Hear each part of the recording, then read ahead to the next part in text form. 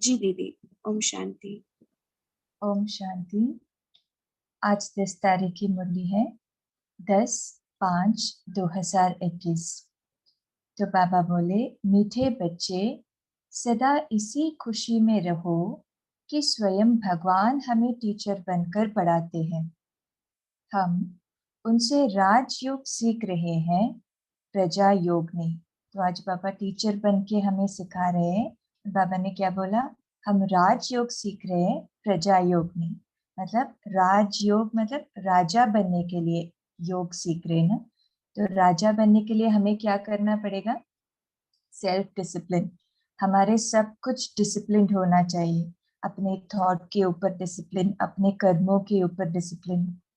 तो हमें पूरा दिन का दिनचर्या को डिसिप्लिन बनाना होगा। यह है फर्स्ट स्टेप। आज का प्रश्न है, इस पढ़ाई की खूबी कौन सी है? तुम्हें कब तक पुरुषार्थ करना है? क्वेश्चन क्या है? इस पढ़ाई की खूबी कौन सी है? तुम्हें कब तक पुरुषार्थ करना है? उत्तर क्या है? कोई बोल सकते हैं? कोई बता सकते हैं? इस पढ़ाई की खूबी क्या है? कब तक पुरुषार्थ करना है? कोई पूछते हैं कब तक करते रहेंगे, है ना? तो कब तक करना है पुरुषार्थ? चैट बॉक्स में लिख सकते हैं। जब तक विकर्म विनाश ना हो जाए, लाइफ लॉन्ग। अच्छा, तो आज देखते हैं कि बाबा का उत्तर क्या है। बाबा ने बोला, यह पढ़ाई जो बहुत समय से करते आ रहे हैं, उनसे नए बच्चे टीके चले जाते हैं। अंडरलाइन। तो किसी को भी चांस है, नए बच्चे भी टीके चले जा सकते हैं।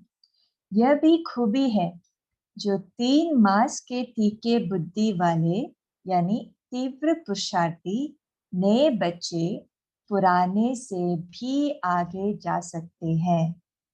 तुम्हें पुरुषार्थ तब तक करना है जब तक पूरे पास न हो। दूसरा, कर्मातीत अवस्था न हो। तीसरा, सब हिसाब किताब छूट न जाए। बाबा ने क्या बोला? इसकी खूबी, पढ़ाई की खूबी क्या है? नए भी आगे ठीक के चले जा सकते हैं। मतलब 3 मास के नए बच्चे भी अगर तीव्र पुरुषार्थ करेंगे तो बहुत फास्ट और फर्स्ट जा सकते हैं। और कब तक पुरुषार्थ करना है? जब तक पूरे पास ना हो, मन एकदम स्टेबल ना हो, कोई भी बाहर का सिचुएशन हमें हिला न सके। दूसरी, कर्मातीत अवस्था न हो जाए, मतलब संपूर्ण पवित्र स्टेज न हो जाए। तीसरा, सबका हिसाब किताब छूट न जाए, मतलब जब तक हमारे सबके साथ हिसाब किताब चुप्त हो जाए तब तक हमें पुरुषार्थ करना चाहिए। तो उसके लिए सबसे चीज ये ध्यान में रखनी है, जिस वक्त हम किसी भी आत्मा के बारे में सोचते हैं तो ये चीज याद रखना है, हमारे उनके साथ हिसाब किताब बन रहा है। तो इसलिए बाबा बार बार मुरली में मुझे याद करो ये टर्म यूज करते हैं, क्योंकि जिस वक्त हम भगवान को याद करते हैं तो भगवान के जो भी गुण है वो हमारे अंदर भर जाते हैं। लेकिन अगर हम किसी आत्मा के बारे में सोचते हैं तो उनके साथ हिसाब किताब बन जाएंगे। अच्छा, ओम शांति। बच्चे कहाँ बैठे हैं? तो बाबा पूछ रहे हैं, बच्चे कहाँ बैठे हैं? घर में बैठे हैं या गार्डन में बैठे हैं या वॉकिंग कर रहे हैं? तो बाबा पूछ रहे हैं कि बच्चे कहाँ बैठे हैं? बेहद के बाप के स्कूल में बैठे हैं। तो आज हम कहाँ बैठे हैं? बेहद के बाप के स्कूल में। बहुत ही ऊंचा नशा होना चाहिए बच्चों को। तो बाबा बोल रहे हैं कि बहुत ऊंचा नशा होना चाहिए। है बच्चों को ऊंचा नशा? किसके बच्चे बाबा की स्कूल में बैठे? हाँ, किसके बच्चों को, मतलब किसके बच्चों को? बेहद के बाप के बच्चों को अथवा रूहानी बच्चों को इतना नशा होना चाहिए। बाप रूहों को ही पढ़ाते हैं। बाप किसको पढ़ाते? रूहों को। तो एक सेकंड के लिए हम इस अवेयरनेस में आ जाए कि मैं आत्मा बाप से डायरेक्ट सुन रही। तो आज बाबा ने जो भी मेरे लिए बोला है वो मुझे अप्लाई करना ही है। पास कौन है, क्या करे, उसके ऊपर हमें ध्यान नहीं जाना चाहिए। मुझे बाबा डायरेक्टली समझा रहे, इसलिए बाबा बोले बाप रूहों को ही पढ़ाते हैं। तो पब्लिक में भी प्राइवेट बातें बाबा करते हैं ना, तो खास बाबा आपके लिए मुरली चलाए आज। तो बाबा बोले गुजराती और मराठी को नहीं पढ़ाते हैं, मतलब कोई भी देशवासी को नहीं पढ़ाते, लेकिन वो तो नाम रूप हो गया, बाप पढ़ाते ही है रूहों को। तुम बच्चे भी समझते हो हमारा बेहद का बाप वही है जिसको भगवान कहते हैं, तो हमारा बेहद का बाप भगवान है। भगवान वो आज भी है जरूर, परंतु भगवान किसको कहा जाता है यह समझते नहीं, लेकिन लोगों को ये पता नहीं कि भगवान कौन है। कहते भी है शिव परमात्मा नमा, परमात्मा तो एक ही है, वो है ऊंच ते ऊंच निराकार। तुमको कृष्ण भगवान नहीं पढ़ाते, तो अंडरलाइन। तो बाबा बार बार पिछले 2-3 मूल्यों में ये समझाने की कोशिश करते आ रहे थे कि कोई भी इंसान यहाँ सिखाता नहीं, इसलिए बाबा बोले तुमको कृष्ण भगवान नहीं पढ़ाते, कोई भी देहधारी नहीं सिखाते, न पढ़ाया था। तुम जानते हो हम आत्माओं का बाबा हमको पढ़ा रहे हैं, भगवान तो निराकार ही ठहरा। शिव के मंदिर में जाते हैं, उनकी पूजा भी करते हैं, तो जरूर कोई चीज है, नाम रूप से न्यारी कोई चीज थोड़ी ही होती है, यह भी तुम अब समझते हो। सारी दुनिया में कोई भी नहीं जानते हैं भगवान क्या है, क्या आकर कर रहे हैं, इसका ज्ञान पूरे दुनिया में किसी को नहीं। तुम भी अभी जानने लग पड़े हो, बहुत समय से जानते आए हो, ऐसे भी नहीं बहुत समय से आने वालों से नए टीके नहीं जा सकते। तो आज बाबा सबको एनकरेज कर रहे, नए बच्चों को एनकरेज कर रहे। तो बाबा बोले कि ऐसे नहीं कि बहुत समय से आने वाले से नए टीके नहीं जा सकते, यह भी गोभी है। 3 मास के नए बच्चे भी बहुत तीखे हो सकते हैं। कहते हैं बाबा इस आत्मा की बुद्धि बहुत तीखी है, नए जब नए जब सुनते हैं तो बड़े गदगद होते हैं, मतलब शुरू शुरू में बहुत भावना होती है ना। है तो सब गॉडली स्टूडेंट, निराकार बाप ज्ञान का सागर पढ़ा रहे हैं। पहले क्या बोला बाबा ने, बेहद के बाप के स्कूल में बैठे हैं, बेहद के बाप टीचर बन के पढ़ा रहे, तो अभी क्या बोला, ज्ञान का सागर पढ़ा रहे हैं। भगवान वाच भी गाया हुआ है, परंतु कब ये भूल गए हैं। एक मुरली में बाबा ने इसे बोला था, अगर सिर्फ एक दिन भी पूरा याद में हम रह सकते हैं तब भी कर्मातीत हो सकते हैं। मतलब देखो बाबा का याद का कितना गुह्य और डीप अर्थ है। मतलब पूरा दिन अगर एक्यूरेट रीति से हम बाप को याद करते हैं तब भी एक दिन में भी कर्मातीत हो सकते हैं, लेकिन याद उसी लेवल का होना चाहिए।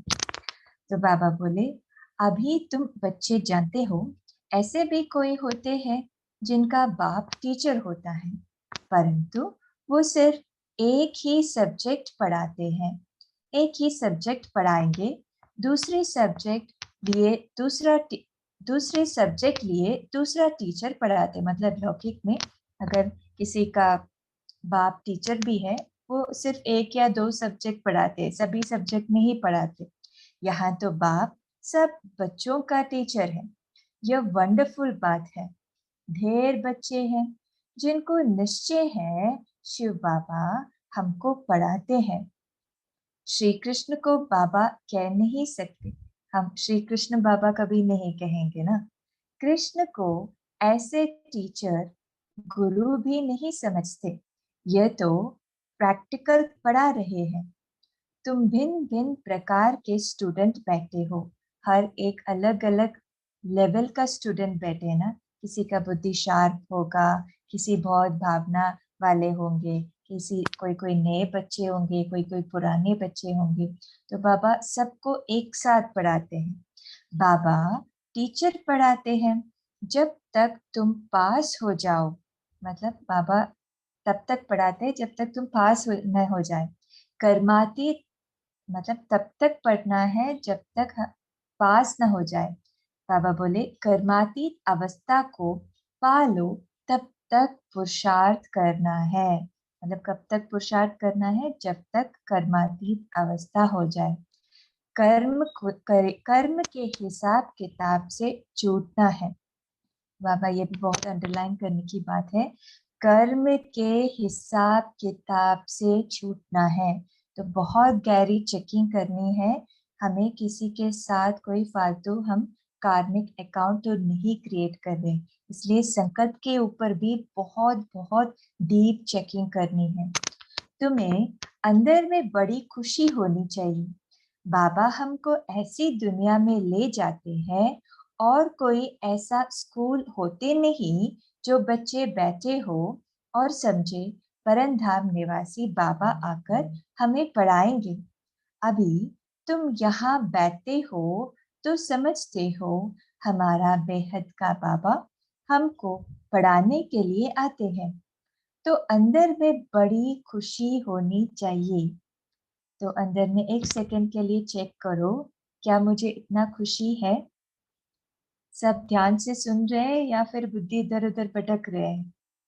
सुन रहे हैं ना? तो बाबा पूछ रहे हैं, तो अंदर में बड़ी खुशी होनी चाहिए। बाबा हमको राजयोग सिखा रहे हैं। यह प्रजा योग नहीं, यह है राजयोग। मतलब सेल्फ के ऊपर इतना कंट्रोल हम ला सकते हैं इस राजयोग के द्वारा। इसलिए बाबा ने क्या क्या विधि नहीं सिखाए, मतलब सोच के ऊपर कंट्रोल, हमारे पूरे दिनचर्या के ऊपर कंट्रोल, एक एक घंटे का ट्रैफिक कंट्रोल, ये सब हमें अपने ऊपर कंट्रोल करने के लिए है, अपना राजा बनाने के लिए बाबा ये सब टेक्निक सिखा रहे हैं। तो इसलिए सेल्फ डिसिप्लिन ही फर्स्ट स्टेप है। इसलिए अपना सेपरेट नोटबुक से, मतलब मुरली के अलावा एक सेपरेट नोटबुक रखो। इसमें एक दिन मुझे क्या करना है वो अमृत वेले से नोट करो। आज का पूरा दिनचर्या क्या होगा? जब तक हम कहीं नहीं लिखेंगे ना, तो इम्प्रूवमेंट नहीं होगा। इसलिए एक सेपरेट नोटबुक में सुबह लिखो 7 to 8 ये करेंगे, 8 to 9 ये करेंगे, और उसी दिनचर्या मतलब डिसिप्लिन अनुसार फॉलो करने की कोशिश करो। ऐसे करते जाएंगे तो लाइफ एक ट्रैक में आएगा। धीरे धीरे हमें अपने माइंड के ऊपर भी कंट्रोल हो जाएंगे। हम सिर्फ योग में बैठते हैं, उस वक्त याद करने की, मन को कंट्रोल करने की कोशिश करते हैं, वो टाइम लगेगा उसके लिए। इसलिए पूरा दिनचर्या भी हमें सेट करना पड़ेगा। इसलिए बाबा समझा रहे, तुम्हें अंदर में बड़ी खुशी होनी चाहिए। बाबा हमको ऐसे दुनिया में ले जाते हैं और कोई ऐसे स्कूल होते नहीं जो बच्चे बैठे हो और समझे परंधाम निवासी बाबा आकर हमें पढ़ाएंगे। अभी तुम यहाँ बैठते हो तो समझते हो हमारा बेहद का बाबा हमको पढ़ाने के लिए आते हैं, तो अंदर में बड़ी खुशी होनी चाहिए। बाबा हमको राजयोग सिखा रहे हैं, यह प्रजा योग नहीं, यह है राजयोग। इस याद से ही बच्चों को खुशी का पारा चढ़ना चाहिए। मतलब कल के मुरली भी कितना डीप है, उसमें भी बाबा ने याद की इम्पोर्टेंस बोला ना। मतलब जो निश्चय बुद्धि है उसका फर्स्ट निशानी बाबा ने क्या बोला? वो हमेशा खुश रहेंगे, चेहरा हर्षित मुख होगा। तो बाबा बोले यहाँ याद से ही तुम बच्चों को खुशी का पारा चढ़ना चाहिए। मतलब याद से चेहरा एकदम खिलना चाहिए कि दूसरे देखकर ऐसा लगे कि उनको मन में ऐसे क्वेश्चन उठना चाहिए, इनको क्या मिला? तो ऐसे वाले खुशी हम सबके चेहरे में होना चाहिए। कितना बड़ा इम्तिहान है। तुम बैठे कितने साधारण हो। जैसे मुसलमान लोग बच्चों को दरी पर बैठ पढ़ाते हैं, तुम इस निश्चय से यहाँ आते हो, अब बाप के सम्मुख बैठे हो।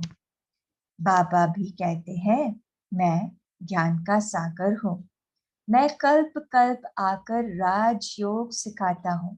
आज बाबा टीचर बनकर और ज्ञान के सागर बनकर हमें पढ़ा रहे। कृष्ण के 84 जन्म कहो व ब्रह्मा के 84 जन्म कहो, बात एक ही है। ब्रह्मा सो श्री कृष्ण है। यह बुद्धि में अच्छी रीति धारण करना चाहिए। बाप के साथ बड़ा लव रहना चाहिए। हम आत्माएं उस बाप के बच्चे हैं। परम पिता परमात्मा आकर हमको पढ़ाते हैं। कृष्ण तो हो न सके, तो इसमें बाबा ने क्या बोला, बाप के साथ बड़ा लव रहना चाहिए। तो हम जब शुरू शुरू में आए थे, हम बाबा को ऐसे बोलते थे, बाबा, क्योंकि मुझे बहुत इजी से बाबा मिल गया था, मतलब घर में सब ज्ञान में आए थे तो ऐसे बाबा मिल गया था। मैं बाबा को ऐसे बोलती थी, बाबा मुझे आपके साथ जितना प्यार होना चाहिए उतना नहीं है। लेकिन मैं बाबा को ऐसे शिकायत के रूप में करते थे कि बाबा मुझे आपसे प्यार नहीं है, प्यार नहीं है। लेकिन जब मैं चेकिंग करना शुरू किया, जितना हम बाप के डायरेक्शन को फॉलो करेंगे उतना हमारे बाप के साथ प्यार बढ़ता जाएगा, और ये महसूसता होगी कि बाबा भी रिटर्न में मुझे मदद कर रहा है, और बाप का मेरे प्रति जो प्यार है उसका फीलिंग मुझे शुरू हो जाएगा। मुझे तब पता चला, जब तक मैं बाबा के डायरेक्शन को फॉलो नहीं करती थी, मुझे वो प्यार का फीलिंग नहीं होता था। तो इसलिए जैसे ही मैंने अपनी लाइफ को ट्रैक में लाया, अपना दिनचर्या सेट किया, बाबा ने जो बोला वो करने के लिए मैं तैयार हुई। हर एक दिन का होमवर्क मैंने करना शुरू किया। बाबा का मदद कोई भी देदार इतना मदद नहीं कर सकते जितना बाप मदद कर सकते। सब कुछ होते हुए भी, सब इंसान होते हुए भी, जितना बाप हमें मदद कर सकते ना, उतना कोई भी नहीं कर सकते। उसके लिए हमें पहला क्या करना चाहिए, बाप ने जो बताया, जो डायरेक्शन बाबा ने दी, उसको फॉलो करना चाहिए। जिस वक्त हम वो फॉलो करना शुरू करेंगे ना, बाप का मदद और वो प्यार, जो खुशी बाबा यहाँ बोल रहे, वो अपने आप हो जाएगा। हमें ज्यादा मेहनत करने की जरूरत नहीं। हम बस इस ज्ञान को इतना ड्राई ड्राई मत लो, बहुत सूखा सूखा नहीं है। बस सुबह मुरली सुना, अमृत वेले योग किया, शाम को योग किया और पूरा दिन ऐसा वेस्ट, ऐसे नहीं। ऐसे डायरेक्शन बाबा ने जो बोला उसको एक एक घंटे का चार्ट रख के मेरा मन कहाँ जा रहा है और मेरे ईगो का सटल लेवल का चेकिंग करो। तो ऐसे डीप डीप पुरुषार्थ करेंगे ना, तो बाबा ऐसे फ्रेंड, ऐसा लगेगा बाबा इधर है उधर है, बाबा का मदद ऐसे फील हो जाएंगे। ऐसे कोशिश करके देखो, क्योंकि ये सब एक्सपेरिमेंट करने की बात है ना। स्पिरिचुअलिटी मतलब पूरा एक्सपेरिमेंट ही है। एक्सपेरिमेंट करेंगे तो वो फीलिंग भी आ जाएगा। इसलिए बाबा बोले, बाप के साथ बड़ा लव रहना चाहिए। हम आत्माएं उस बाप के बच्चे हैं। परम पिता परमात्मा आकर हमको पढ़ाते हैं। कृष्ण तो हो न सके, ऐसे थोड़े ही कृष्ण ने पढ़ाया होगा। ताज आदि उतार कर आया होगा। अब पढ़ाने वाला तो बुजुर्ग चाहिए। बाप कहते हैं, मैंने बुजुर्ग तन लिया, यह फिक्स है। शिव बाबा ब्रह्मा द्वारा ही पढ़ाते हैं, ब्रह्मा द्वारा ही पढ़ाते हैं। कहते भी हैं, बरोबर परम पिता परमात्मा ब्रह्मा द्वारा स्थापन करते हैं। अब ब्रह्मा कहाँ से आया, यह समझते नहीं है। बाप बैठ घड़ी घड़ी बच्चों को सुजाग करते हैं। माया फिर सुला देती है। तो कोई सो तो नहीं गए ना, इधर ही है ना सभी? अच्छा ठीक है। अब तुम सम्मुख बैठे हो, तो हम कहाँ बैठकर सुन रहे?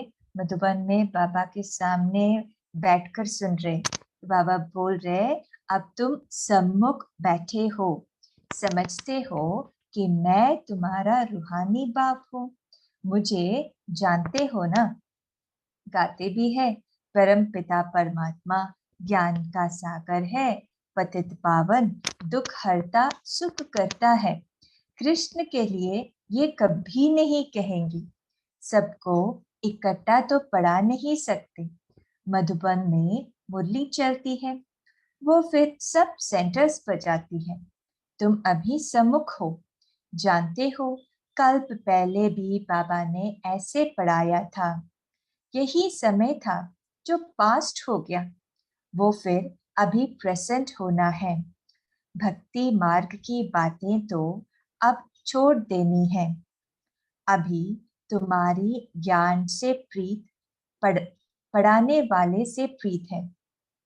बाबा बोले भक्ति मार्ग की बातें तो अब छोड़ देनी है। कभी कभी हमने ऐसे भी बच्चे देखे हैं जो ज्ञान को भी भक्ति मार्ग के रूप में ले लेते हैं, है ना। तो बाबा बोले भक्ति मार्ग की कोई भी चीजें अभी छोड़नी चाहिए। कभी कभी ऐसे भी बच्चे हैं जो ज्योतिष के पास जाके देख भी लेते हैं कि हमारा फ्यूचर क्या है ना। कभी कभी ऐसे बच्चे भी देखा है जो ऐसे राहु ये सब के ऊपर विश्वास भी रखते हैं। तो बाबा बोले भक्ति की बाबा मिला, अभी आपको बृहस्पति का दशा है, हमारे साथ जो भी होगा अच्छा ही होगा। तो ये सब बातों से धीरे धीरे हमारा ट्रैक बदलकर बाबा के ऊपर हमारा ध्यान होना चाहिए। एक एग्जाम्पल बताते हैं। जैसे एक बार क्या हुआ, गलती से एक कांच है ना, मतलब ग्लास, पता नहीं क्या हुआ, वो कांच का टुकड़ा, कांच नीचे गिर गया और टूट गया। तो किसी ने बोला कि ये तो अपशकुन है। तो हमने अपना माइंड उस तरह लेके नहीं गए। तो हमने ऐसे सोचा ये तो हो ही नहीं सकता, क्योंकि अपशकुन की बात हो ही नहीं सकता। मेरे साथ बाबा है, मेरे साथ जो भी होगा अच्छा ही होगा। क्योंकि उस दिन पता, उसके बाद कुछ हुआ ही नहीं, मतलब क्योंकि उस दिन पता चला जब ऐसी बातें कोई बोलते हैं कि ये अपशकुन है, ज्योतिषी ने ऐसे बोला, तो उनके बातों पर हम विश्वास करने लगते हैं। अपने माइंड के थॉट्स के पावर को हम कमजोर समझने लगते हैं और उनके बात को हम वैल्यू देते हैं। तो उसके कारण क्या होता है कि वो चीज हमारे मन में बैठ जाते हैं, और बैठ जाने के कारण हमारे थॉट के ऊपर वो जो उन्होंने जो बोला, उस थॉट पावरफुल होने के कारण हम उस चीज को आह्वान कर लेते हैं। हम ऐसे सोचते हैं कहीं हमारे साथ कोई बुरा ना हो जाए, कहीं अपशकुन ना हो जाए। तो मैं भगवान के बच्चे होने के कारण, मेरा थॉट पावरफुल होने के कारण, चाहे वो व्यर्थ क्यों ना हो, तो व्यर्थ होने के कारण वो चीज को मैं आह्वान कर लेती हूँ। तो बाहर की ज्योतिषी की बात का इम्पोर्टेंस नहीं है, मैंने उनके बात को पावरफुली ले लिया, अपने थॉट से भी ज्यादा उनके थॉट को मैंने इम्पोर्टेंस लेके मन में बिठाया, इसलिए वो चीज होने लगते हैं। जिस वक्त ओम शांति। है ना, अ, जी दीदी, आप हेडफोन हिलाएंगे ना तो वो एक आवाज आती है। आपका हाथ शायद हेडफोन में टच होता है ना। Okay okay okay. तो कहने का मतलब यह है कि किसी कोई, चाहे कोई भी कुछ भी बोले नेगेटिव, हमें उस चीज को इम्पोर्टेंस नहीं देना है, क्योंकि हम सब ब्राह्मणों का थॉट बहुत बहुत पावरफुल है। चाहे वो पॉजिटिव हो, नेगेटिव क्यों ना हो, हम उस चीज को आह्वान कर लेते हैं। इसलिए बाबा बोले भक्ति मार्ग की बातें तो अब छोड़ देनी है, अभी तुम्हारी ज्ञान से प्रीत पढ़ाने वाले से प्रीत है। कोई कोई जब टीचर से पढ़ाते हैं, कोई कोई जब टीचर से पढ़ते हैं तो उनको सौगात देते हैं। यह बाबा तो यह बाबा तो खुद ही सौगात देते हैं। यहाँ आकर साकार में बच्चों को देखते हैं। यह हमारे बच्चे हैं, यह भी बच्चों को ज्ञान है। सब 84 जन्म नहीं लेते, क्योंकि सबका 84 जन्म नहीं होता। शुरू शुरू जो आएंगे उनका 84 होता है। कोई का एक जन्म तो भी उनमें सुख दुख पास करेंगे। अगर किसी का सिर्फ एक जन्म भी होता है ना, तो उसमें भी सतो रजो तमो में, वो एक जन्म में वो पूरा सतो रजो तमो स्टेज से उनको गुजरना पड़ता है, इसलिए उनका सुख दुख पूरा एक ही जन्म में पास हो जाते हैं। अभी तुम इन सब बातों को समझ गए हो। यह मनुष्य सृष्टि का सिंजरा है। पहले नंबर में है ब्रह्मा सरस्वती, आदि देव आदि देवी। पीछे फिर अनेक धर्म होते जाते हैं। वो है सर्व आत्माओं का बीज, बाकी सब है पत्ते। प्रजापिता ब्रह्मा सबका बाप है। इस समय प्रजापिता ब्रह्मा हाजिर है। यह बैठ शूद्र से कन्वर्ट कर ब्राह्मण बनाते हैं। हम सब कैसे थे, बाबा हमें धीरे धीरे एक एक मुरली से, योग से कैसे हमारे अंदर परिवर्तन ला रहे। इसलिए बाबा बोल रहे हैं कि यह बैठ शूद्र से कन्वर्ट कर ब्राह्मण बनाते हैं। ऐसे कोई कर न सके। बाप ही तुमको शूद्र से ब्राह्मण बनाए, फिर देवता बनाने लिए पढ़ा रहे हैं। यह है ही सहज राजयोग की पढ़ाई। बहुत इजी है। कहाँ भी बैठे बाप को याद करेंगे तो ऑटोमेटिकली हमारा जमा होता जाएगा। राजा जनक ने भी सेकंड में जीवन मुक्ति को पाया, अर्थात स्वर्गवासी बन गया। मनुष्य गाते तो रहते हैं, परंतु फिर भी समझ नहीं सकते। अब बाप कहते हैं, बच्चे देही अभिमानी बनो। तो एक सेकेंड रुक जाओ, हम जो भी कर रहे तो चेक करो क्या मैं देही अभिमानी स्थिति में हूँ, क्योंकि बहुत आसान है। जितना प्रैक्टिस करेंगे उतना हमारा पावर, मन का पावर बढ़ता जाएगा। इस चेक करते जाना है, बार बार रिपीटेडली चेक करना है, क्योंकि बहुत आसान है मन को डिस्ट्रैक्ट होने का। तो बार बार हमारे अटेंशन इस चीज के ऊपर होना चाहिए कि कौन से स्थिति में मैं बैठी हूँ। चाहे हम मुरली भी सुन रहे हैं, लेकिन बार बार हमें क्या है, मन भटकते जाते। इसलिए बाबा फिर से चेक करने के लिए बोल रहे हैं। बाबा पूछ रहे, अब बाप कहते हैं, बच्चे देही अभिमानी बनो। तुम अशरीरी आए थे, फिर शरीर लेकर पाठ बजाया, बरोबर 84 जन्म लिया है। बाप जो ट्रूथ है वो सत्य ही बताएंगे। राजधानी हुई ना, राजधानी हुई ना, राजयोग एक थोड़े ही सीखेंगे। तुम सब अभी कांटों से फूल बन रहे हो। बाबा आकर हमें क्या 3 पॉइंट बताए ना, शूद्र से ब्राह्मण बन रहे हैं। बाबा हमको अभी देवता बना रहे। फिर बाबा ने क्या बोला, कांटों से फूल बना रहे। कांटा और फूल किसको कहते हैं, यह भी अब तुम समझ रहे हो। यह है ही चीची कांटों की दुनिया। हम 84 जन्मों का चक्कर लगाए नर्कवासी हुए हैं। फिर से वर्ल्ड की हिस्ट्री ज्योग्राफी रिपीट करेंगे। हम फिर से जरूर स्वर्गवासी बनेंगे, क्योंकि बाबा ने क्यों क्या बोला, बाबा ट्रूथ है। ये सब बातें सिर्फ एक भगवान ही समझा सकते हैं। इसलिए बाबा बोल रहे, हम फिर से जरूर स्वर्गवासी बनेंगे। कल्प कल्प हम बनते हैं। घड़ी घड़ी यह याद करना है और नॉलेज समझानी है। यह लक्ष्मी नारायण सूर्यवंशी थे। क्राइस्ट आया, उनके पहले बहुत थोड़े थे, राजधानी नहीं थी। अब बाप आकर सत्युग की राजधानी स्थापन करते हैं। स्थापना होती ही है संगम पर। अभी तुम्हारी बुद्धि में है कि यह है सच्चा सच्चा कुंभ का मेला।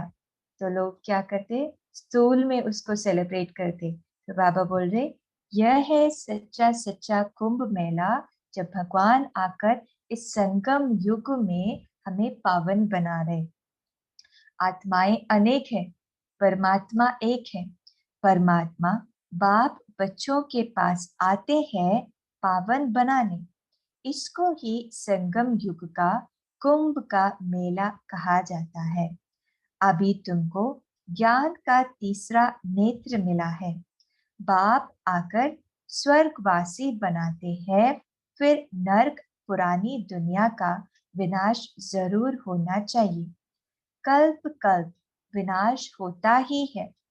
नई से पुरानी, पुरानी सो नई होती है। यह तो जरूर होगा। नई को स्वर्ग, पुरानी को नर्क कहा जाता है। अभी तो किसकी अभी तो कितनी मनुष्यों की बुद्धि होती जाती है, वृद्धि होती जाती है। अनाज नहीं मिलता है तो समझते हैं हम बहुत अनाज पैदा करेंगे, परंतु बच्चे कितने पैदा होते रहते हैं, अनाज कहाँ से लाएंगे? क्योंकि हर एक को आजकल पॉपुलेशन भी बढ़ रहा है, लेकिन उतना फूड का प्रोडक्शन तो नहीं हो रहा है।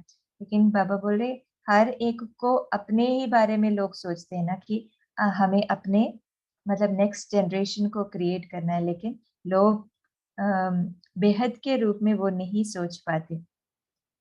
अभी तुम बच्चों को यह खातरी है कि ये सारी पुरानी दुनिया खत्म होनी है। बाबा ने क्या बोला? ये सारी पुरानी दुनिया अभी खत्म होनी है।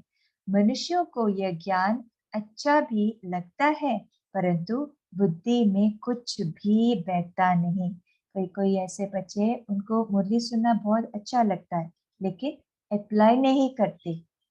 जब मुरली सुनने के बाद जब पूछते हैं तो कोई भी पॉइंट याद नहीं रहती। इसलिए बाबा बोल रहे हैं कि बुद्धि में कुछ भी बैठता नहीं, इसलिए लिखना चाहिए, मुरली बार बार रिवाइज करना चाहिए। तुम्हारी बुद्धि में है नर्क के बाद स्वर्ग आएगा। सतयुग के देवी देवता होकर गए हैं। यह लक्ष्मी नारायण भारत के मालिक थे। चित्र है, सतयुग में है आदि सनातन देवी देवता धर्म। अभी आप अभी अपने को देवता धर्म के कहलाते नहीं हैं। उनके बेहद उनके बदले हिंदू कह देते। बाबा बोल रहे कि हम देवी देवता धर्म के थे, लेकिन अभी हम ऐसे नहीं बोल सकते कि उस धर्म के हैं। उसके बदले लोग क्या बोलते? वो हिंदू धर्म के हैं। इसलिए बाबा बोल रहे बच्चे अच्छी तरह जानते हैं कि हम यह देवी देवता बन रहे हैं। बाबा हमको पढ़ा रहे हैं इन ऑर्गन्स द्वारा, मतलब ब्रह्मा के मीडियम द्वारा पढ़ा रहे हैं। बाबा कहते हैं नहीं तो मैं तुमको पढ़ाऊं कैसे, क्योंकि वो निराकार है, वो प्रेरणा से तो नहीं पढ़ा सकते।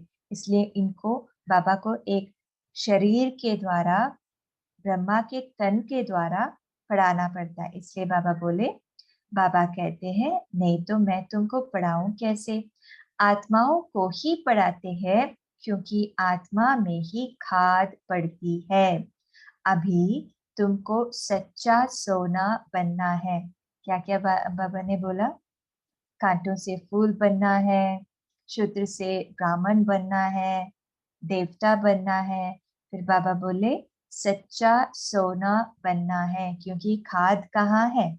इधर है। तो इसलिए हमें यहाँ ही प्योरीफाई करना है, आत्मा का प्योरिफिकेशन अभी ही करना है। गोल्डन एज से सिल्वर एज में आए, अर्थात चांदी की खाद पड़ने से तुम चंद्रवंशी बन जाते हैं। सतयुग में गोल्डन एज में थे, वही फिर नीचे उतरते हैं, फिर वृद्धि भी हो जाती है। अभी तुम्हारी बुद्धि में है हम गोल्डन, सिल्वर, कॉपर, आयरन में 84 का चक्कर लगाकर आए हैं। अनेक बार यह पाठ बजाया है। इस पाठ से कोई भी छूट नहीं सकता है। वो कहते हैं हमको मोक्ष चाहिए, लेकिन वास्तव में तंग तो तुमको होना चाहिए। 84 का चक्कर तो तुमने लगाया। मनुष्य तो समझते हैं आना और जाना होता ही रहता है, इनसे क्यों ना हम छूटे। तो बाबा यहाँ बोल रहे कि लोग ऐसे बोलते हैं कि मोक्ष चाहिए, लेकिन बाबा बोल रहे वास्तव में 84 पूरा सत्युग त्रेता द्वापर कलयुग 84 जन्म हम ब्राह्मण ही लिए हैं ना। इसलिए बाबा बोल रहे लेकिन वो लोग मोक्ष चाहते हैं। वो कहते हैं हमको मोक्ष चाहिए, लेकिन वास्तव में तंग तो तुमको होना चाहिए। 84 का चक्र तो तुमने लगाया। मनुष्य तो समझते हैं आना और जाना होता ही रहता है, इनमें क्यों न हम छूटे, इनसे क्यों न हम छूटे, परंतु ये तो हो न सके। गुरु लोग भी कह देते तुम मोक्ष को पाएंगे। ब्रह्म को याद करो तो ब्रह्म में लीन हो जाएंगे। मतलब सन्यासी लोग ऐसे बोलते हैं। अनेक मत मतांतर भारत में ही है, और कोई खंड में इतने नहीं है। ढेर की ढेर मत है, एक न मिले दूसरे से। रिद्धि सिद्धि भी बहुत सीखते हैं, कोई केसर निकालते, कोई क्या। इनमें इसमें मनुष्य बहुत खुश हो जाते हैं, क्योंकि लोगों को ये सब चीजें बहुत पसंद है ना, मैजिक, रिद्धि सिद्धि। तो वो ऐसे चीजें देखते हैं तो वो लोग बहुत जल्दी विश्वास करने लगते हैं। बाबा बोले यह तो है स्पिरिचुअल नॉलेज, लेकिन ये क्या है स्पिरिचुअल नॉलेज? तुम जानते हो स्पिरिचुअल फादर है हम आत्माओं का बाप। रूहानी बाप रूहों से बात करते हैं। सत्य नारायण की कथा आकर सुनाते हैं, व अमर कथा सुनाते हैं, जिससे अमर लोक का मालिक बनाते हैं, नर से नारायण बनाते हैं। ठीक से सुनाई नहीं दे रहा क्या? यह दुनिया ही बाकी कितने वर्ष होंगी? यह दुनिया ही बाकी कितने वर्ष ओके होगी? जी। अच्छा ठीक है, किसी ने मैसेज किया। यह दुनिया ही बाकी कितने वर्ष होगी? कितने लड़ाई झगड़े होते रहते हैं, सब खत्म हो जाएंगे। मौत सामने खड़ा है, फिर इतने लाख करोड़ कौन बैठ खाएंगे? क्यों? बाबा बोल रहे हैं कि मौत सामने खड़ा है, फिर इतने लाख करोड़ कौन बैठ खाएंगे? क्यों नहीं इतने, बाबा बोल रहे हैं क्यों नहीं इनको सफल करना चाहिए। यह रूहानी कॉलेज खोलने से मनुष्य एवर हेल्दी, वेल्दी, हैप्पी बन जाते हैं। तो बाबा ने शुरुआत कहाँ से की? हम स्कूल में बैठे तो अभी हमारे क्या हुआ? अपग्रेडेशन हुआ। तो बाबा क्या बोल रहे? हम रूहानी कॉलेज में बैठे हैं, और कॉलेज में बैठकर हमें क्या मिलता है? हम जो भी यहाँ बैठते हैं एवर हेल्दी, वेल्दी और हैप्पी बन जाते हैं। सो भी यह कंबाइंड है, हॉस्पिटल और यूनिवर्सिटी। ये हॉस्पिटल भी है और यूनिवर्सिटी भी है। हेल्थ, वेल्थ, हैप्पीनेस तो है ही, बरोबर योग से आयु भी बड़ी मिलती है। जितना योग करेंगे उतना हमारा प्योरिफिकेशन होगा, जितना आत्मा पावन बनते जाएंगे उतना हमारे आयु भी बढ़ेंगे।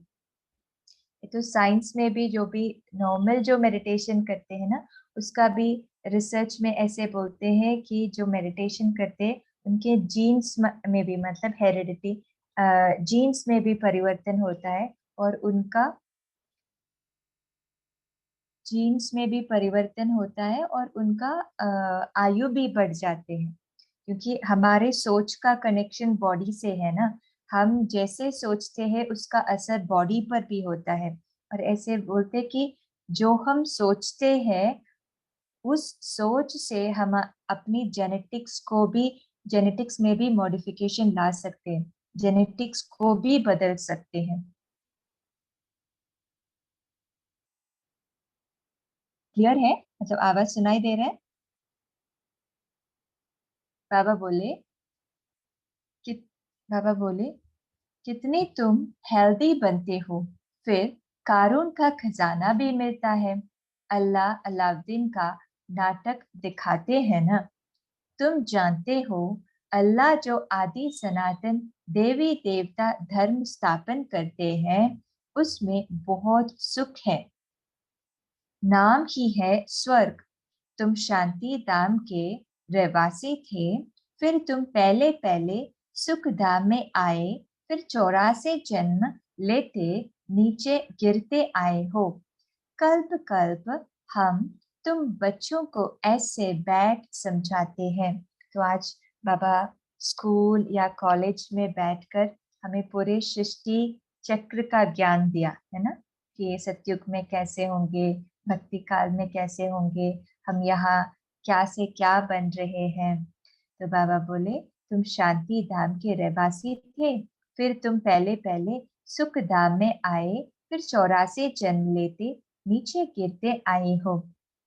कल्प कल्प हम तुम बच्चों को ऐसे बैठ समझाते हैं। तुम अपने जन्मों को नहीं जानते हो, मैं तुमको बताता हूँ। तुमने 84 जन्म लिए हैं। यह चोला पतित है, आत्मा भी तमो प्रधान हो गई है। बाबा राइट कहते हैं, बाबा कभी रॉन्ग कहेंगे नहीं। बाबा बोल रहे हैं कि बाबा सत्य है, ट्रूथ है, बाबा राइट कहते हैं, बाबा कभी रॉन्ग कहेंगे नहीं। बाबा कभी रॉन्ग कहेंगे नहीं, वो है ही ट्रूथ। सत्युग है ही वाइसलेस वर्ल्ड, राइटियस दुनिया। फिर रावण अनराइटियस बनाते हैं, यह है ही झूठ कंठ। गाते भी है झूठी माया, झूठी काया। कौन सा संसार, यह सारा पुराना संसार झूठा है। सतयुग में सच्चा संसार था। दुनिया एक ही है, दो दुनिया नहीं है। मतलब सतयुग यहाँ ही होगा, दुनिया दो नहीं, सतयुग कोई और दुनिया में नहीं होगा। नई दुनिया से फिर पुरानी होता है, इसी दुनिया नया और पुराना बनेगा। नई दुनिया से फिर पुरानी होती है। नए मकान पुराने मकान में फर्क तो होता है। नया बनकर तैयार होता है तो समझते हैं नए में बैठे हैं। यहाँ भी बच्चों के लिए नया मकान बनाते हैं। बहुत बच्चे होते जाएंगे, तुम बच्चों को तो बहुत खुशी होनी चाहिए। बाबा कितनी बार बोल रहे, तो 2-3 बार बाबा रिपीट किया आज बाबा ने, तुम बच्चों को तो बहुत खुशी होनी चाहिए। बाप कहते हैं, मुझ ज्ञान सागर के बच्चे सब काम चिता पर बैठ बेचारे एकदम जल गए हैं। अब फिर उनको ज्ञान चिता पर बिठाते हैं। ज्ञान चिता पर बिठाए स्वर्ग का मालिक बनाते हैं। तो बाबा क्या बोलते हैं आज, पतित पावन है, बाबा ट्रूथ है, बाबा ज्ञान के सागर के रूप में आकर आज हमें सिखा रहे। बाबा क्या बोल रहे कि बाबा कांटों से फूल बनाने के लिए आए हैं, सच्चा गोल्ड बनना है हम सबको। फिर बाबा क्या बोले, हम सब काम चिता पे बैठकर एकदम क्या हो गया, जल गए हैं। इसलिए अभी बाबा हमें पावन बनाने के लिए आए हैं। ज्ञान चिता पर अभी हमें बैठना है, ज्ञान चिता पर बिठाए स्वर्ग के मालिक बनाते हैं। क्योंकि बाबा ने बोला ना कि कर्मातीत बनना है, किसी कार्मिक अकाउंट सेटल करना है। तो मतलब काम चिता पर बैठने से भी हमें क्या होता है कि बहुत डीप कार्मिक अकाउंट उस आत्मा के साथ हो जाते, इसलिए भी बाबा बोल रहे। परंतु अर्थ कोई समझ नहीं सकते। अब तुम क्या अब तुम क्या से क्या बनते हो। बाप कौड़ी से हीरे मिसल बनाते हैं, तो फिर इतना अटेंशन देना चाहिए। पूरा दिन हमें कितना अटेंशन देना चाहिए, बाप को याद करना है, बाप को याद करना चाहिए। याद से ही तुम स्वर्ग के मालिक बनेंगे। दो चीज बाबा ने बहुत अंडरलाइन की, एक आत्माभिमानी बनने का प्रैक्टिस, दूसरा याद का प्रैक्टिस। हम काम चिताग पर बैठ जल गए हैं, इसलिए पूरा अटेंशन देना चाहिए, इसलिए याद करना चाहिए। अच्छा, तो आज कौन से चीजों का अटेंशन देंगे और क्या होमवर्क, कौन से होमवर्क करेंगे उसके ऊपर भी हमें अटेंशन देना है अभी। अच्छा, मीठे मीठे सिखलते बच्चों प्रति मात पिता बाप दादा का याद प्यार और गुड मॉर्निंग। रूहानी बाप की रूहानी बच्चों को नमस्ते। हम रूहानी बच्चों की रूहानी माता पिता बाप दादा को याद प्यार, गुड मॉर्निंग और नमस्ते। धारणा के लिए मुख्य सार है। पहला पॉइंट, इस हीरे तुल्य अनमोल जीवन को कौड़ियों के पीछे नहीं गंवाना है। बहुत वैल्यूबल लाइफ है हमारा, हम क्या से क्या बन सकते हैं, तो इसको फालतू चीजों में हमें इसका टाइम वेस्ट नहीं करना चाहिए। इसलिए बाबा बोल रहे, इस हीरे तुल्य अनमोल जीवन को कौड़ियों के पीछे नहीं गंवाना है। मौत सामने खड़ा है, खासकर आजकल, इसलिए अपना सब कुछ रूहानी सेवा में सफल करना है। बाबा बोले कि सब कुछ रूहानी सेवा में सफल करना है। कईयों ने ये अनुभव भी सुना होगा। रमेश भाई साहब, बहुत लोगों को मालूम होगा, हमारे यज्ञ का बहुत इम्पोर्टेंट अनन्य रत्न था। तो रमेश भाई साहब ने अपना अनुभव में ऐसे सुनाया, बहुत लोगों ने भी सुनना होगा। शॉर्ट में बताते हैं कि एक व्यक्ति था जो ज्ञान में था, लेकिन क्या हुआ कि वो ज्ञान छोड़कर फिर शादी की। तो उन्होंने बोला कि मुझे बहुत बिजनेस करना है। तो वो रमेश भाई जी के बहुत क्लोज फ्रेंड थे। तो वो मुंबई में आकर इतना बड़ा बिजनेस क्रिएट की, बहुत धन कमाया। फिर 60 इयर्स के बाद रमेश भाई उनसे मिले। तो रमेश भाई साहब बोले कि अभी तो सब कुछ सेटल हो गया ना, अब बच्चों को सौंप दो और फिर से बाप के पास वापस आ जाओ। लेकिन वो बिजनेस में इतना नशा था उनको, वो बाप उनके बात नहीं माने और बाबा के पास वापस फिर से नहीं आए। लेकिन उनके पत्नी थोड़ा ज्ञान में रुचि रखते थे। लेकिन क्या हुआ कि वो ऐसे ही बिजनेस करने में लगे रहे और अंत में उन्होंने शरीर छोड़ा। लेकिन वो ये के बहुत क्लोज होने के कारण उनके पत्नी ने भोग लगाने के लिए बोला। लेकिन उनको जब भोग लगाया गया तो रमेश भाई साहब भी वो सामने थे।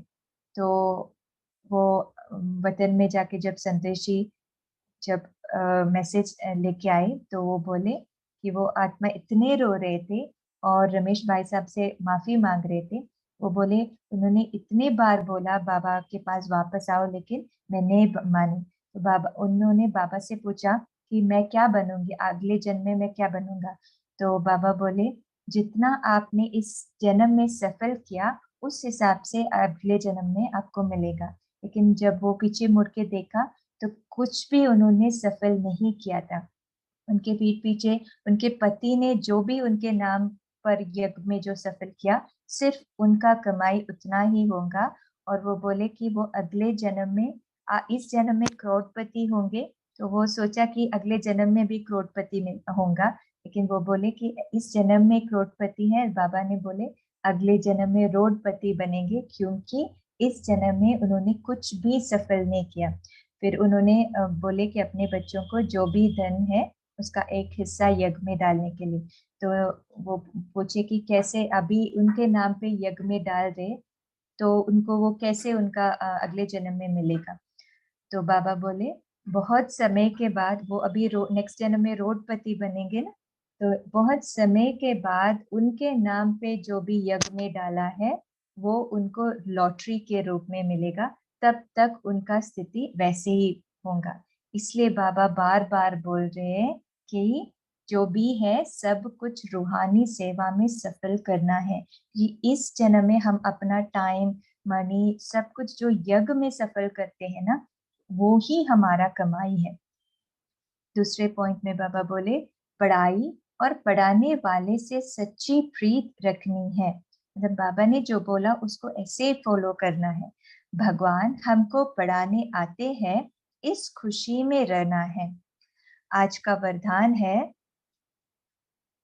अधिकारीपन की स्मृति द्वारा सर्व शक्तियों का अनुभव करने वाले प्राप्ति स्वरूप भव। क्या है आज का वरदान? अधिकारीपन के स्मृति द्वारा सर्व शक्तियों का अनुभव करने वाले प्राप्ति स्वरूप भव। कैसे हम सर्व शक्तियों का अनुभव कर सकते हैं? अधिकारीपन के स्मृति द्वारा, अवेयरनेस द्वारा, जिस वक्त मुझे वो अवेयरनेस होगा कि मैं कौन हूँ, उस स्मृति में रहेंगे तो मुझे सर्व शक्तियों का अनुभव होगा और इससे हम क्या बन जाएंगे, सर्व प्राप्ति स्वरूप बन जाएंगे। इसलिए बाबा का आज का वरदान है, अधिकारीपन के स्मृति द्वारा सर्व शक्तियों का अनुभव करने वाले प्राप्ति स्वरूप भव। यदि बुद्धि का संबंध सदा एक पाप से लगा हुआ रहे तो सर्व शक्तियों का वर्षा अधिकार के रूप में प्राप्त होता है। कितना इंपॉर्टेंट है, याद का महत्व कितना डीप है। तो बाबा बोल रहे, यदि बुद्धि का संबंध सदा बाप से लगा हुआ रहे तो सर्व शक्तियों का वर्षा अधिकार के रूप में प्राप्त होता है। एक एक सेकंड हमारी बुद्धि बाप के साथ है तो उस एक एक सेकंड में हमें सर्व शक्तियां हम वर्षे के रूप में हमें मिल जाते हैं। जो अधिकारी समझकर हर कर्म करते हैं उन्हें कहने व संकल्प में भी मांगने की आवश्यकता नहीं रहती, क्योंकि वो अधिकारीपन के स्टेज में होंगे तो उनको संकल्प में या स्थूल में भी मांगने की आवश्यकता नहीं पड़ती। यह अधिकारीपन की स्मृति ही सर्व शक्तियों के प्राप्ति का अनुभव कराती है। मतलब अधिकारीपन, नशे में रहना, अपनी सेल्फ रिस्पेक्ट, स्वमान की स्थिति में रहना कितना इम्पोर्टेंट है। जिस वक्त हम स्वमान की स्थिति में, अधिकारीपन की स्थिति में रहेंगे उस वक्त हमें सर्व शक्तियां प्राप्ति होती है, सर्व शक्तियों की प्राप्ति का अनुभव होता है। तो नशा रहे कि सर्व शक्तियां हमारा जन्म सिद्ध अधिकार है। अधिकारी बन करके चलो तो अधीनता समाप्त हो जाएंगे, मांगने की जरूरत नहीं पड़ेगी। जिस वक्त हम सेल्फ रिस्पेक्ट में स्थित होते हैं, स्वमान में स्थित होते हैं, अधिकारीपन के नशे में रहते हैं, हमें किसी भी आत्मा से मांगने की इच्छा नहीं होगी, उनके अधीनता में हम नहीं फंस जाएंगे। हम ऐसे नहीं सोचेंगे ये मुझे प्यार नहीं करते, मैंने ये सब किया लेकिन रिटर्न में ये नहीं देते, वो फीलिंग नहीं होगा। हम बिल्कुल सेल्फ सफिशिएंट होंगे, भरपूर होंगे, क्योंकि उस सेल्फ रिस्पेक्ट के अधिकारीपन के स्टेज में बाबा की शक्तियों का अनुभव होगा। किसी से भी हमें कुछ भी मांगने की जरूरत नहीं पड़ेगी। आज का स्लोगन है, स्वयं के साथ साथ प्रकृति को भी पावन बनाना है तो संपूर्ण लगाव मुक्त बनो। क्या है स्लोगन? स्वयं के साथ साथ प्रकृति को भी पावन बनाना है तो संपूर्ण लगाव मुक्त बनो। हमें सिर्फ ये ब्राह्मण लाइफ सिर्फ हमारे लिए नहीं है, भगवान के बच्चे होने के नाते हम दूसरों के लिए हैं, विश्व के लिए है। हमारे अंदर चेंज होता जाएगा, लेकिन उसके साथ साथ में प्रकृति को भी पावन बनाना है। आजकल ये सब क्यों हो रहा है, ये कोरोना वगैरह क्यों हो रहा है? बाबा ने इस थर्सडे के पहले वाले थर्सडे के संदेश में बोला था कि मनुष्य आत्माओं ने प्रकृति के बहुत डिसरिस्पेक्ट की, इसलिए ये हो रहा है। तो छोटी चीज को भी हमें रिस्पेक्ट देना है।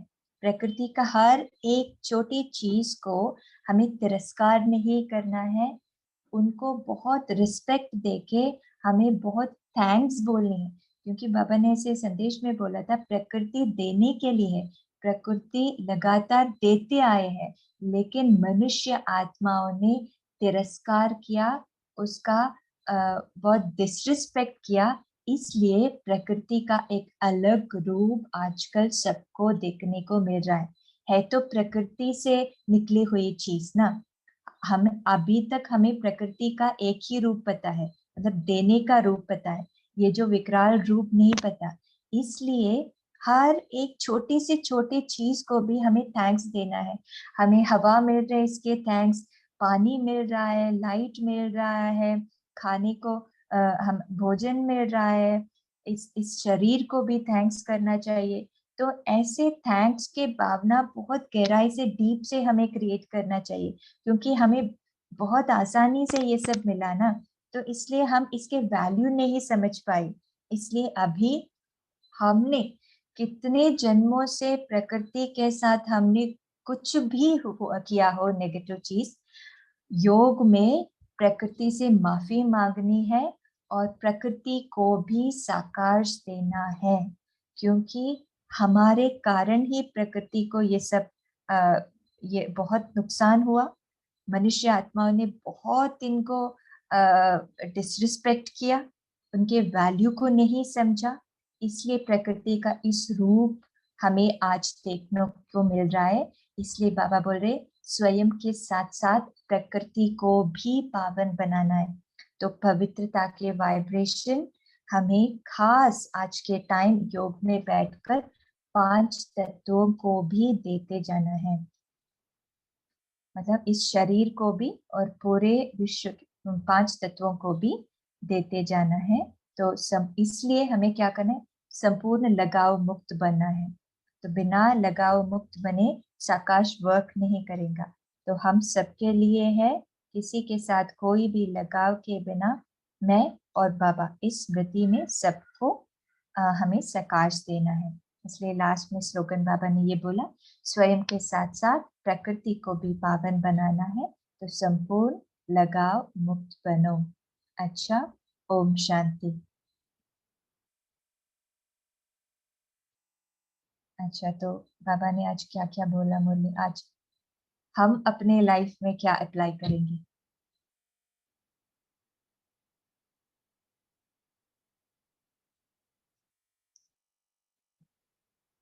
बोलो, आज मैंने अपने लिए क्या होमवर्क लिया है, क्या क्या बाबा ने नहीं बोला है आज।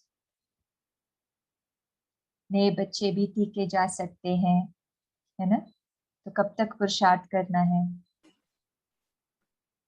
ये भी बोला। जब तक मेरा कर्मों का हिसाब खत्म ना हो जाए तब तक मुझे पुरुषार्थ करना है।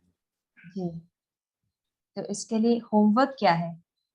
आज मुरली का पॉइंट नहीं रिपीट करेंगे, मुरली के पॉइंट के साथ साथ मैं क्या होमवर्क करूंगी ये भी बोलना है।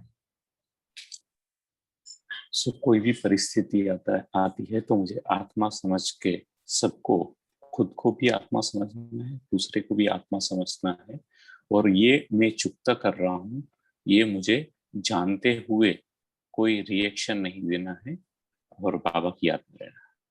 जी, अपने स्वमान की स्टेज में रहकर उन मन में भी उनके प्रति कोई भी संकल्प ना आवे, क्योंकि जिस वक्त हम किसी के बारे में सोचते हैं उस वक्त उस आत्मा के साथ हम कार्मिक अकाउंट क्रिएट कर रहे हैं। तो अगर हम किसी भी तरीके से मुक्ति चाहते हैं, कोई बहुत परेशान करते हैं, तो हम अपने लिए बेस्ट क्या कर सकते हैं, उनके बारे में नहीं सोच सकते। अगर हम उसके बारे में नहीं सोचेंगे, उनके साथ का कार्मिक अकाउंट अपने आप सेटल होता जाएगा।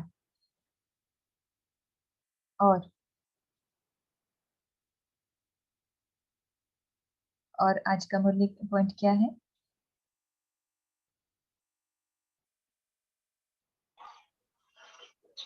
ओम शांति दीदी। ओम शांति।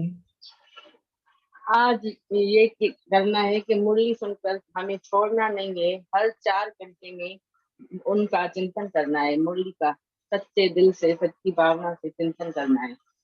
जी, ओम शांति। ओम शांति। और क्या होमवर्क करेंगे आज?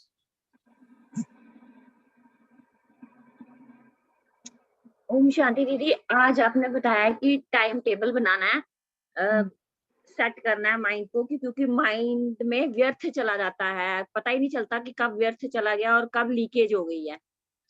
और दीदी एक क्वेश्चन पूछना था कि जैसे हमने प्रकृति को प्रकाश देना है, तो हम एक जैसे आत्मा स्थूल में होती है तो हम उसका शक्ति मानते हैं, ऐसे प्रकृति भी तो एक शक्ति है ना। स्थूल रूप में तो हम धरती को देखते हैं कि सड़क है, ये मिट्टी है, ये है वायु है। तो ऐसे इनका हम स्थूल में एक गोला बना के जैसे वो दे सकते हैं कि ये पृथ्वी का गोला है, ये वायु का गोला है, ये ऐसे हम वो प्रकाश दे सकते हैं कि ये हम इमर्ज करें। जी, दे सकते हैं। सूक्ष्म वतन में अलग अलग रूप से हम साकार दे सकते हैं। पूरे पृथ्वी को एक साथ साकार दे सकते हैं, या 5 तत्वों को अलग अलग देवताओं के रूप में हम विजुअलाइज करके एक एक देवता को हम साकार भी से दे सकते हैं। तो योग में कुछ क्रिएटिव भी कर सकते हैं, लेकिन पहुंचता तो 5 तत्वों को ही है। देवता मतलब उनका फरिश्ता रूप, मतलब बॉडी टाइप में बनाना है उनको। नहीं, ये सब हमारी भावना है, मतलब इसमें भावना का इम्पोर्टेंस है, लेकिन हम कैसे भी करके उनको पूरे पृथ्वी को एक साथ साकार दे सकते हैं, या फिर 5 अलग अलग रूप में, कुछ लाइट के रूप में 5 देवताएं हैं, उनको एक एक तत्व समझकर उनको अलग अलग भी दे सकते हैं। मतलब हमने एक एक तत्वों के साथ क्या क्या गलतियां की, और दिल से माफी मांग सकते हैं और उनको बाप का साकार दे सकते हैं। तो दीदी वो तत्व फील करते हैं ना? हाँ, तत्व को पहुंचते ही हैं। ठीक है, थैंक यू दीदी। ओम शांति दीदी। ओम शांति। बाबा ने कहा कैसी भी परिस्थिति हो, लेकिन आपका संबंध हमेशा एक बाप से लगा रहना चाहिए। जी, बाप के आज साथ सदा बना, उससे उनकी वर्षा को हमेशा याद रखना चाहिए, रख के अपनी स्थिति को बना के रखना चाहिए। बाप के साथ लगातार याद।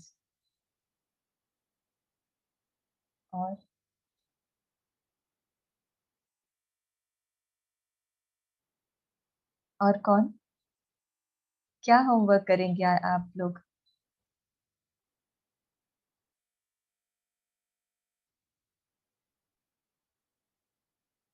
होमवर्क क्या करेंगे आज? और अपनी सोच को पॉजिटिव रखना होगा, क्योंकि सोच का हमारा असर हमारी बॉडी पे होता है, जो हम सोचते हैं। और इवन पूरे वायुमंडल में भी हमारी सोच का असर होता है। जी, तो अपनी सोच को थोड़ा पॉजिटिव रखेंगे। जी, एक एग्जाम्पल बताती हूँ। एक ऐसे पुरुषार्थ किया था, मतलब कुछ समय पहले, बहुत अपनी लाइफ को इतना डिसिप्लिन में रखा था। मतलब सुबह अमृत वेले से फिर मुरली पढ़ना,